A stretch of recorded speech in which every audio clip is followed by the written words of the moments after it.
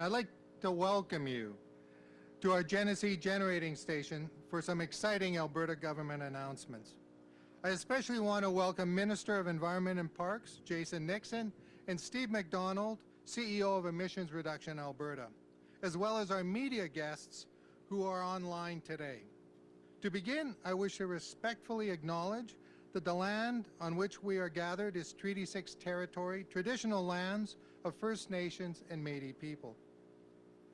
Since 1989, Genesee has reliably powered not only the daily lives of Albertans, but supported the industries that are the heart of the Alberta economy. At Capital Power, we are working to transform our energy system to support a low-carbon future for generations to come. And Genesee is the hub of innovation that will use and test commercial applications of new technologies driving this change.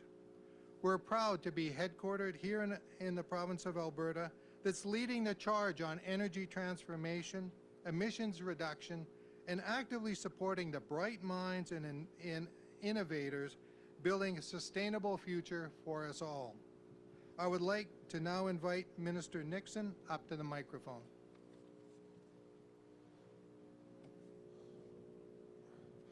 Well, thanks, Brian, for that introduction. Thanks for having us here today. It is a pleasure to be here today at Capital Power to announce support for job-creating projects that will help the province reach its environmental goals while increasing competitiveness and saving money for our industries. Alberta's government is building on a legacy of action on environmental, social, and governance matters. Whether it's oil sands producers reclaiming the land, as we've seen recently with Syncrude planting 11 million trees to date, groundbreaking work done by Emissions Reduction Alberta, who you'll hear from in a bit. The province and its largest industries are global leaders when it comes to big picture thinking on the environment. And the wind is messing with speech notes for sure. In fact, based on the Yale Environmental Performance Index, the Social Progress Index, and the World Bank Governance Index, the highest ranking oil producing countries in the world are Canada, Denmark, and Norway. Canada being at the top of this list is a testament to Alberta's decades of environmental leadership. We protect civil liberties in our province. We strictly regulate our industries. We develop world-class technologies. We are the best and getting better. A fantastic example of industry's commitment to innovation is right here. Capital Power Genesee's 3 plant is the first power generation facility in Canada to use supercritical combustion technology to reduce its emissions. And they use fabric filters to stop 99.8% of particulate matter from getting into the atmosphere. They are currently in the process of transitioning the Genesee units to 100% natural gas capability, including potentially repowering Genesee 1 and 2 to enable the most efficient, lowest emitting natural gas combined cycle units in Alberta, which could be converted to zero emitting generation in the future by applying carbon capture, utilization, and storage, or hydrogen. We're talking zero carbon natural gas. This is Alberta innovation in action.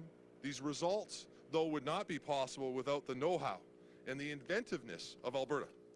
And it's exactly the type of project that Alberta's government aims to support through our Technology, Innovation and Emission Reduction Fund, or TIER. Some of you were in the room way back when I announced the TIER program launched in October 2019, and certainly a lot of things have happened since then. But one thing remains unchanged, even as the province is recovering from the triple whammy of a pandemic, oil price wars, and recent commodity price slump. We, Alberta, will not stop celebrating and supporting innovation in our cornerstone industries, oil and gas, obviously, but also agriculture, industries like concrete, cement, transportation, and forestry. We are proud of the amazing projects in all of these areas that have been supported by Emissions Reduction Alberta and other organizations through the TIER Fund since we formed government. We're doing more than ever to get Albertans back to work, make industries more competitive, and save industries money, all while reducing emissions today, Today is a new chapter in that story, Alberta's story of innovation. I am very pleased to announce that as part of Alberta's recovery plan, We're investing $750 million from the Tier Fund into programs that will create thousands of jobs, boost our economy, attract fresh investment, and build on the province's strong record on environmental and social governance matters. On its own, today's Tier Fund announcement will support up to 3,400 jobs. With investment from industry and other funding sources included, we're on track to support an incredible 8,700 jobs. Combined with the funding from industry and other levels of government, this will represent a $1.9 billion injection into the Alberta economy. We know our largest industries have an excellent track record when it comes to innovation and excellent environmental stewardship. We want the rest of the world to know that as well. We won't stop celebrating all of our industries and their accomplishments, no matter how many times the folks in Ottawa tried to tell us our business. This is our way forward. This is Alberta's way forward. We are empowering our world-class industry while protecting the environment. I would suggest that some of my federal counterparts have been letting ideological beliefs instead of expert advice guide some of their decisions on the environment file. They should be talking to the experts. And when it comes to Canadian energy, the experts are overwhelmingly Albertans. We can solve our environmental challenges and still maintain the industries that have supported Albertans and Canadians through good times and tough times. We can and will put folks back to work and protect our shared environment. We are showing the world how, here and now in Alberta. We're partnering with industries who are investing their dollars to reduce emissions, protect the environment, and keep Albertans working, rather than taking from the pockets of Alberta families and small businesses who are responsible for a fraction of the emissions in this province. Families that need to keep food on the table and small businesses that need to keep the lights on. Alberta industries are saving hundreds of millions of dollars through TIER compared to the previous government's carbon tax while achieving the same level of emissions reductions. This system, TIER, would not be successful without the entrepreneurial spirit of our province's industries and communities. In fact, TIER is set up to capitalize on our innovation. Combined with Alberta's world-class regulatory system, providing an efficient and predictable process for getting jobs built, environmentally friendly and economically beneficial projects are moving forward in Alberta each and every day. And the Alberta government is pleased to do our part using the industry-supported TIER Fund to back many of these projects. Alberta's government is also proud to work alongside organizations like the ERA, who share our vision of partnering with industries to promote innovative technologies that will help get Albertans back to work, attract new investment, and diversify Alberta's economy, all while growing our core industries, including oil and gas. To be clear, this support through TIER doesn't stop at the announcement that we made today, which will create almost 9,000 jobs and inject nearly $2 billion into Alberta's economy.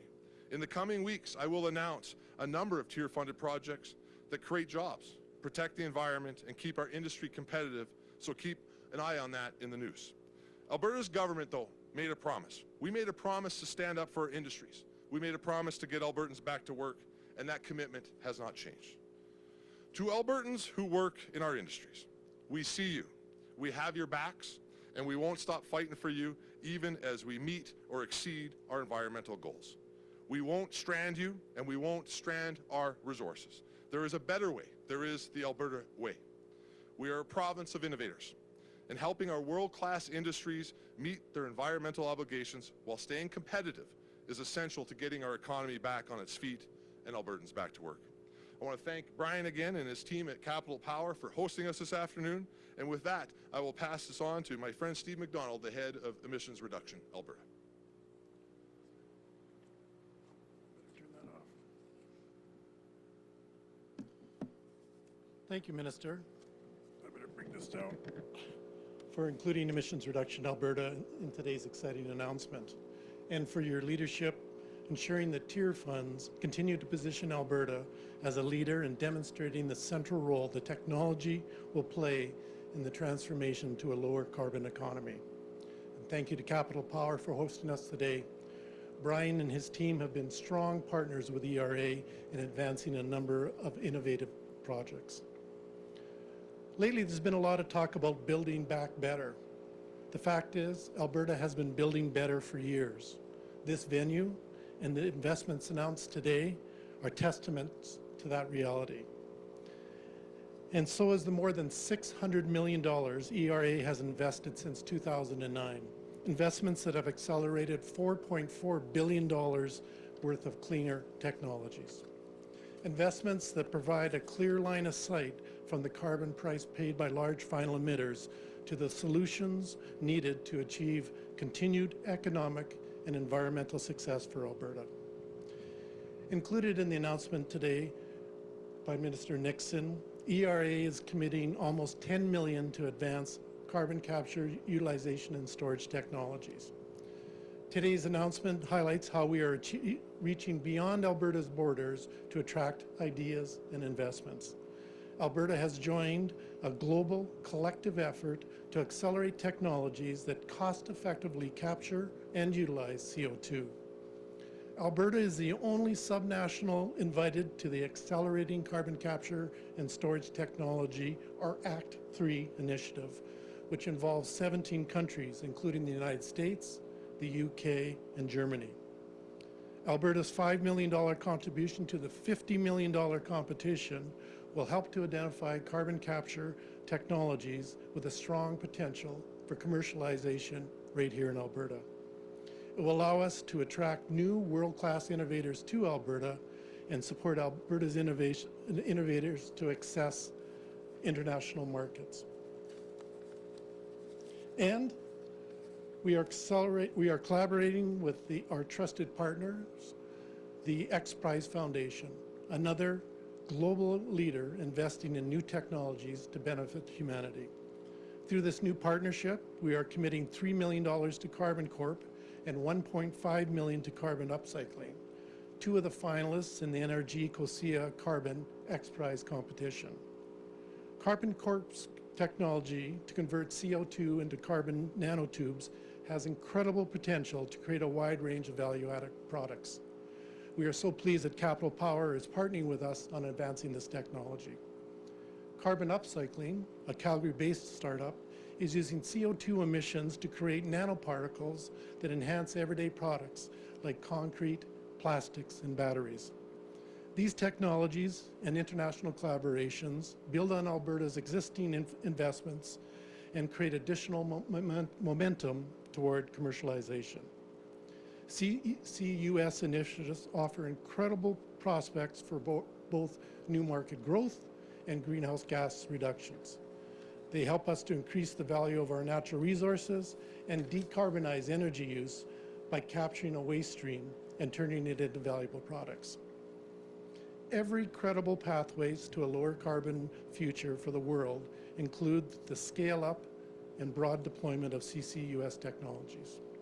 With today's announcement, Alberta is accelerating the innovation that will be the engine of growth for the next normal.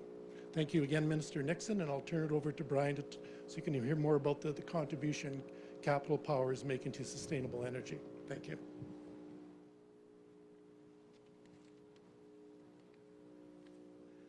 Thank you, Steve. Capital Power is excited that Carbon Corp, also known as C2CNT, has received $3 million in funding for their world-leading carbon conversion technology.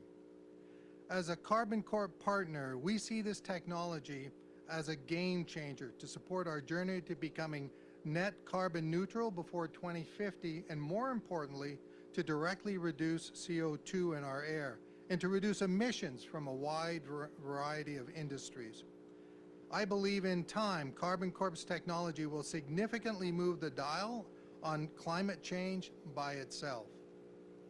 Carbon Corp is hosted by the NRG COSIA Carbon X Prize, as Steve commented on, but what is not known to any great degree is that it's actually taking place at the Alberta Carbon Conversion Technology Centre, located at our Shepherd Energy Centre, which we co-own with ENMAX. This unique government-funded centre, along with the Minister's Tier Fund announcement today, demonstrates our province's continued commitment to reduce emissions, boost the economy, and create jobs and opportunities for Albertans through innovation and collaboration. Last year, we announced the development of the Genesee Carbon Conversion Centre to be in operation on this site next year. This will be the world's largest and lowest cost production facility of carbon nanotubes. This Genesee site has always been a focus of innovation for Capital Power, as the Minister has described. Resulting from our 5-year Genesee Performance Standard program, these are 3 of the 4 lowest CO2 emissions per megawatt-hour facilities in North America. This year, we expect to apply for permits to allow us to repower Genesee 1 and 2 as early as 2023. We're planning this repower to not only support clean, reliable natural gas, but to be carbon capture and hydrogen ready. Later this year, we'll join Lehigh Hansen announcing further development of low-carbon cement by using fly ash from this facility. Genesee is a hub of innovation and a shining example of the low-carbon transformation taking place in Alberta, a transformation enabled and supported by this government. Thank you for joining us today. Stay healthy, and I'll now turn it back over to the Minister. Thanks, Brian. And just before I open it up for questions, I should also mention, in addition to being hosted by Capital Power today, we are being hosted inside the riding of Drayton Valley Devon, and their MLA, Mark Smith, is here as well today, a great advocate for technology and for our industries who are leading the way in this province. Thanks for being here today for the announcement and your hard work on behalf of your constituents, Mark. And with that, I'll be happy to take some questions. We all happy to take some questions, I should say. Okay, folks, I think we have a couple of people on the line. Do you want to put through the first caller, operator? Thanks very much. First question is Emma Graney with the Globe and Mail. Go ahead, Emma. Thank you very much. I have a couple of questions. I think this is probably for Minister, pardon me, for Minister Nixon. In speaking about carbon capture there, can you talk a little bit more about the new industrial energy efficiency and carbon capture grant program that's happening there, and why it's important to partner globally with countries like Norway, the UK, the US? And then related, I'll throw this one at you too. How do you as a government combat the public perception of carbon capture as kind of it's seen often as an unwieldy and expensive technology, you know, particularly when you look over at what happened in Saskatchewan's Boundary Dam, which was like $500 million over budget and was broken. So there are my 2 questions there: global, the grant, and public perception. Thanks. Well, I'll start with the public perception. I mean, the reality is that carbon capture, like any new technology, starts out expensive. And I would say, Emma, that in some ways we have an advantage. That Saskatchewan and other provinces moved earlier on that than us. We're able to overcome some of the being able to progress the development of technology. As Steve said, there's very few paths forward with any credible plan on GHG emissions that involves making sure that we still have hydrocarbons involved and our industries involved going forward. And let me be clear, Emma, for us, there's no way that we're going to strand those largest industries. And the reality is that we're looking for ways forward to meet our environmental obligations that will still allow us to be able to create work and have a great economy and be leaders across the world, and carbon capture is one of those things that we need to look at. I'm going to turn it over to Steve to specifically talk about the program side of the announcement, but I do want to be clear going forward that this is what we have said is a path forward. This is Alberta's vision versus the current federal government and others' vision when it comes to tackling this issue. We believe that the way forward is technology. We believe that we'll have to innovate our way out of this problem. Where other governments continue to think that they can tax their way out of this issue, we continue to find new ways to help technology succeed. Yes, sometimes technology in the beginning needs a little bit of work along the way, but we see a big future for carbon capture, and we see many of the economic issues already being overcome. Thank you, Minister. Emma, the program announced today is targeted at the large final emitters and does have those dual purposes of investing in projects that are energy efficiency focused, so sort of the doing the same thing better projects, but also the second part is the carbon capture and storage, and that's doing the better things, the game changers, the limits and the process for application you'll find right on our on the department's website. Emma, do you have a follow-up? Actually, yeah, can you speak a little bit more, though, about why it's important to partner globally with, like, you know, for instance, the Norwegian-led the program there? Yeah, Emma, the reality is the whole world is struggling with the same challenges that Alberta is struggling with, and there's bright minds and opportunities all around us. Nations are investing billions of dollars to advance the same solutions that Alberta is advancing, and by creating these partnerships, we don't replicate the mistakes of the past. We build on their expertise. Alberta has incredible facilities here, so we actually attract people from around the world to come to Alberta to de-risk their technologies, to scale them up, and to apply them to Alberta industries. And as I mentioned, Alberta has incredible innovators too, and by entering into these international partnerships, we expose Alberta companies and businesses to those international markets and allow them to actually create new markets and new opportunities to sell their products and services. Awesome, thanks. Can we put through the next caller, please? Oh, I would just add to that, something to add. exactly that from the Alberta government's perspective, our vision includes, of course, creating new technology that will help us meet our environmental obligations right here at home. But there's a huge opportunity from our perspective to be able to create other markets across the globe, be able to capitalize on the fact that we have the best and most innovative industry right here in Alberta, and there's opportunities there. And then ultimately, if the world is serious about dealing with GHG emissions, we're going to continue to stress that the solution to those problems is right here inside this province, of course, starting with our clean natural gas. And if we truly want to tackle these issues, Emma, we need to talk about it on a global scale. Operator, can you please put through the next caller? Next is Fletcher Kent with Global News. Go ahead, Fletcher. Thanks, Minister.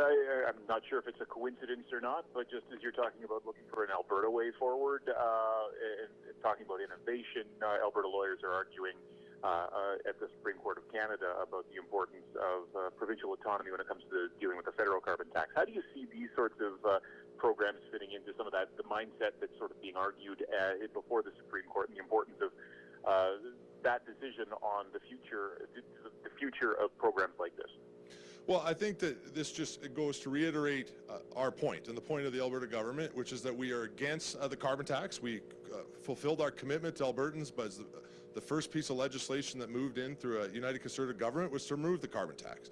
We will continue to fight the feds through the court system. We're very happy about the victory here at the Court of Appeals here in Alberta that made it clear that it's not constitutional for them to put a carbon tax on our economy or on this province. But at its core, our argument is that this is a provincial issue, that the federal government does not have jurisdiction. The Alberta government has never submitted that we would not handle our environmental concerns or that we don't have an environmental obligation. What we have said is that Alberta is best positioned to be able to handle that, and it is up to Alberta, and it is in fact our constitutional right to develop our resources our way. And so we submitted during the last election campaign a different process that we felt would work to do this, that would position Alberta in a spot where we could have a positive impact on the environment while still making sure that our industry could succeed. And that focuses on technology and innovation instead of taxing everyday Albertans. And so what I think that it certainly is a coincidence that we're just progressing on the same weeks, but what it really shows is that Alberta is going to continue with that plan, focusing on technology and innovation, actually reducing emissions, but still protecting our industries and protecting Albertans from an unnecessary carbon tax. Do you have a follow-up, Fletcher? Yeah, just curious on how critical you see this Supreme Court of Canada decision in Alberta's recovery from the primarily the COVID recovery and the oil price collapse recovery, and for Canada's recovery for that matter. Well, I think both the Supreme Court decision that comes on carbon tax and on Bill C-69 are critical to the future of our province inside Confederation. The reality is that we will not tolerate, and the Premier has been clear, we will not tolerate a way forward that does not include hydrocarbons in our industries inside whatever the recovery plan is that the federal government has. And that second, we will continue to fight relentlessly to protect our constitutional rights as a province inside Confederation. But at the same time, we actually believe that we have a way forward on the environment. The industry believes that they have a way forward on the environment, and our government wants to be able to create an environment where they can succeed, where we can capitalize on the innovation that's already taking place in the industry, and we can move forward with realistic results. And lastly, I just want to be clear, from the Alberta government's perspective, and the Premier has been very clear on this in the last few days, there has to be a way forward for hydrocarbons, and the federal government needs to take that very, very seriously. I think we have one more question. Operator, can you please put through the next call? Next question is Colleen Underwood with CBC. Go ahead, Colleen. Hi, thanks for taking my question. I just am more wanting to clarify today's announcement. So it's the $750 million from the tier fund, and of that, we know specifically the amount being used in this carbon capture and storage technology. Is that right? That's correct. So we're announcing today that we'll be using $750 million immediately in this fiscal year, putting it into play right away into on technology and innovation. We announced two investment portions of that $750 million today. I'm happy to turn it over to both Brian or Steve to be able to talk about that in more detail. In the coming days, we'll have more to say about where the rest of that $750 million is going. I also think it's extremely important to make clear that we have industry matching and other levels of government matching in this process, and we think what this whole announcement is about $1.9 billion that will go into the Alberta's economy to focus on environmental obligations, but at the same time creating a more competitive environment for our industries and being able to make sure Alberta leads the way forward. Colleen, do you have a follow-up? Yeah, I just wanted to ask, how much is in the tier fund in total? The tier fund, roughly at this moment, this would basically liquidate the entire tier fund. We think that it is time to put all the money that is in place inside the fund to work. At the end of the day, it is industry money that they have contributed to that fund. Our commitment to the industry was that we would use it to be able to help advance the industry. I could think of no better time to use it when we're dealing with a significant economic downturn like this. This is an opportunity to be able to create jobs at the same time as dealing with some of the environmental innovation challenges that we have inside this province. Excellent. Does anyone have anything to add? Sorry. I just want to, so then are you going to build it back up again, or is then that it? Well, the tier, we continue to keep our large emitters regulated here in the province. Large emitters were clear that's how they want it to be regulated. That won't change. And so our large emitters do not fall underneath the federal carbon tax. They stick with the tier program here. And yes, they will continue to make compliance payments going forward into the tier fund, which will be used for innovation and technology as was planned and laid out in the legislature when we created the fund. What's different here is there has been some money that built up in the fund over time, and we think that this is the time to get it out and in working for Albertans and on behalf of the industry. Excellent. Thank you. Thanks. I think that's it, folks. All right, well, thanks. Well, perfect.